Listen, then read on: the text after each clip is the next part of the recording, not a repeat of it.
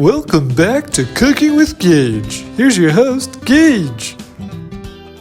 So today we have a nice assortment of fresh produce from the local grocer.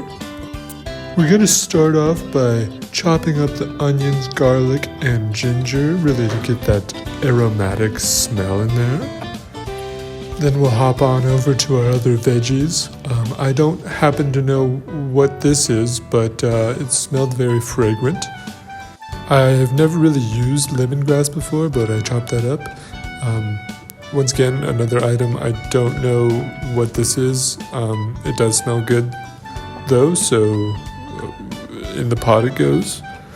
And of course we have to have some red hot chili peppers. I remember the first time I was in France, the waiter just chopped up some chili peppers and put it on the table. I will never forget that. If someone on the production team could remind me to never fat palm the turmeric again, my hands are still yellow from filming this, so that'd be greatly appreciated. Next, we're gonna fill up our pot with water and of course boil it.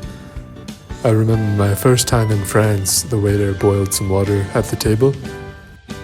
I'll never forget that. Next, we're gonna add some miso paste and some teriyaki. I don't have a lot of cooking ingredients here in Malaysia, but I'm really working with what I got. As you can see here, I have never used noodles before. I guess I'll just put it in the bowl and put the hot soup all over the noodles. That seemed to work out quite great. And here's the finished product. Oh, isn't it fragrant? The noodles, so noodly. Don't get me started with the slimy okra. I don't cook a lot with okra. I hope you enjoyed watching Cooking with Guage.